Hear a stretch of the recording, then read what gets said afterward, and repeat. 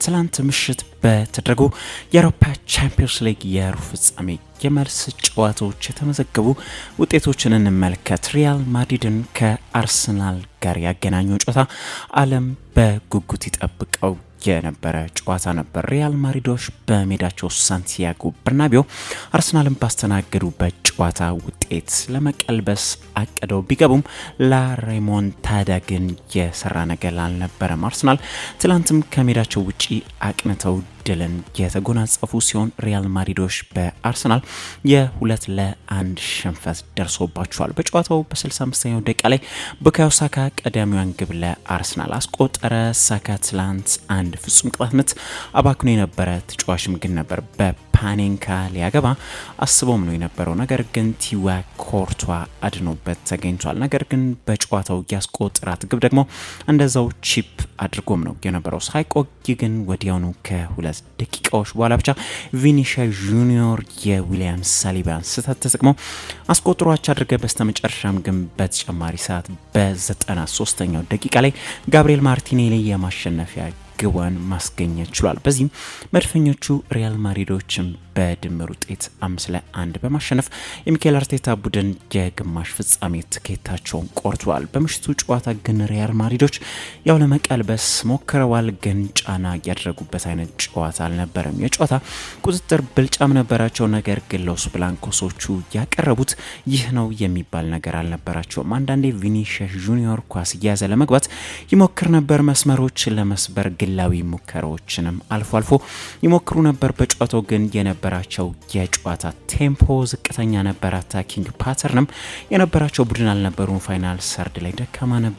ትክክለኛ የአንድ ለአንድ አደጋ የሚፈጥሩም አልነበሩም። ቢትዊን ዘላይንስ የነበራቸው ቦታ አያያዝም ደካማ ነበር የነበረው። ሀፍ ስፔስ ላይ እንኳን አልፎ አልፎ ትክክለኛ ሩጫ ሲያድግ እንመለከተው የነበረው ጁድ ቤሊንጋም ነበር። ማድሪዶች የተቀናጁ ቡድንም አልነበሩም። ከዚህ በተጨማሪም ደግሞ ፕሬሲንጋቸው ቅርጽም የለውም፣ ኢንተንሲቲም የሌለው ቡድን ሆኖ ነበር የተመለከት ነው። ካውንተር ፕሬሳቸውም የተሳካ አልነበረም። ከ1-2 ፓሶች በኋላ በድጋሚ ፓሶች ይበላሹባቸው ነው የነበረው። ቀድም እንዳልነው ቴምፖቸው ዝቅተኛ ነበር ስንልም ቴምፖንም ለማፍጠን የነበረው ሙከራ በጣም ጥቂት ነው የነበረው። ዋነኛው ነገር ደግሞ ይህንን ሲያርጉም በደንብ በተቀናጀው በአርሰናሎች ይከሽፍባቸው ነበር። መድፈኞቹ ትላንት ኮምፓክት ሆነው ወይም ጥቅጥቅ ብለው በሎ ብሎክ ሲጫወቱም ነው የነበረው። ሚካኤል አርቴታ በሳንቲያጎ በርናቢዮ ሌላ ማስተር ክላሳቸውንም አሳይቷል። ቡድኑ በመከላከሉ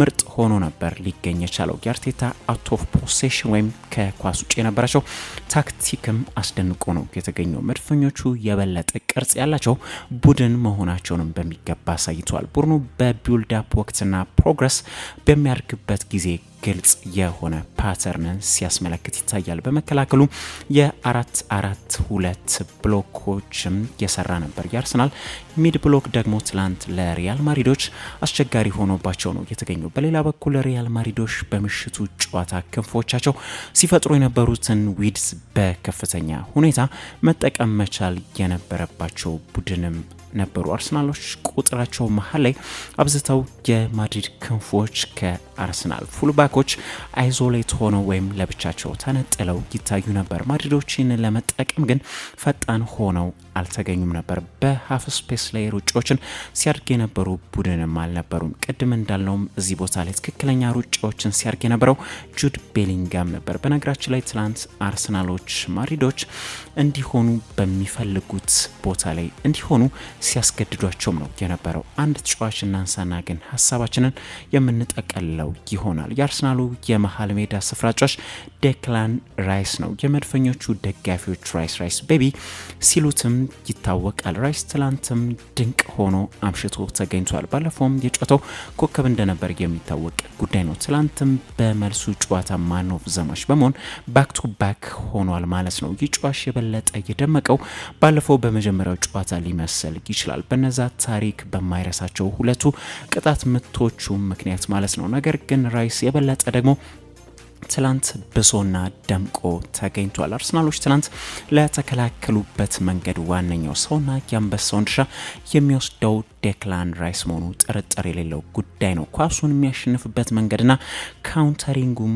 አስደናቂ ነበር። ይህም ብቻ ሳይሆን ፊዚካሊም በጣም አሪፍ ጨዋች ነው። በሱ አካባቢ ያለውን ነገር የሚረዳበት መንገድ ሜንታል ማፕ ያለው ጨዋች ነው። ከምንም በላይ ደግሞ ታይሚንጉን ጠብቆ በትክክለኛው ሰዓትና በትክክለኛው ቦታ ላይ ይገኝ የነበረ ተጫዋች ነበር። ምናልባትም አርሰናሎች ሲከላከሉ ተጨማሪ ሰው ያላቸው እንዲመስል የሚያደርግ አይነት ተጫዋች ነው የነበረው። በሁለቱም ጨዋታዎች ማስደነቅ የቻለ ተጫዋች ነው። በአጠቃላይ እንግዲህ የሰሜን ለንደን ክለብ አርሰናል ለግማሽ ፍጻሜ በመድረስ በግማሽ ፍጻሜው የፓሪሱን ክለብ ፓሪስ ሴን ጀርማን ጠብቁ ይሆናል። ትናንት አርሰናሎች ተንበሽብሸው በመሹበት ወይም በደስታ ባለፉበት ጨዋታ ግን አንድ ብቻ አሳዛኝ ዜና ሰምተዋል። ይህ ምንድነው? ቶማስ ፓርቴ በቀጣይ ጨዋታ ማለትም በፓሪስ ሰን ጀርማ ጨዋታ ላይ እንደማይሰለፍ ታውቋል። ይህም ትላንትም ቢጫ በመመልከቱ ማለት ነው። በአጠቃላይ እንግዲህ ግን መድፈኞቹ ለግማሽ ፍጻሜ ደርሰዋል።